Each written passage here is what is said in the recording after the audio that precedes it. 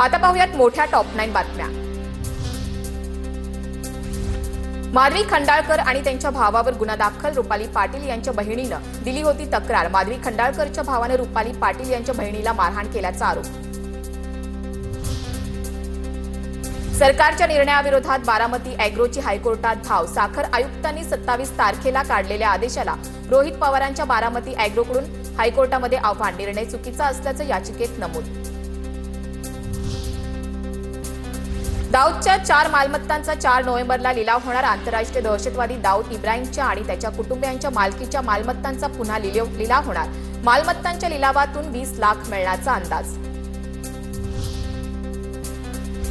महाराष्ट्र केसरी पैलवान सिकंदर शेख याच्यावर पंजाब पोलिसांनी कारवाई केली। शस्त्र तस्करी करणाऱ्या आंतरराष्ट्रीय टोळीशी त्याचा संबंध असल्याच्या संशयावरून ही कारवाई करण्यात आली।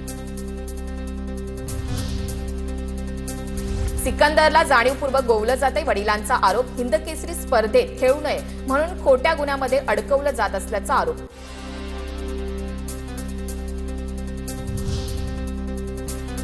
उपमुख्यमंत्री एकनाथ शिंदे पंढरपुरात दाखल। शिंदेंच्या हस्ते उद्या कार्तिकी एकादशीची शासकीय पूजा होणार। पंढरपुरात दाखल होता शिंदेंचा पर्यावरण वारीमध्ये सहभाग। फलटणमधील डॉक्टर आत्महत्या प्रकरणातील संशयित आरोपींना न्यायालयीन कोठडी। गोपाल बदने आणि प्रशांत बनकरला 14 दिवसांची न्यायालयीन कोठडी। महाराष्ट्र पोलीस दलात 5000 शिपाई पदांसाठी भरती सुरू। महाराष्ट्र राज्य पोलीस दलात शिपाई संवर्गात सुमारे 15000 रिक्त पदांच्या भरतीची घोषणा। इच्छुक उमेदवार 30 नोव्हेंबरपर्यंत अर्ज करू शकतात।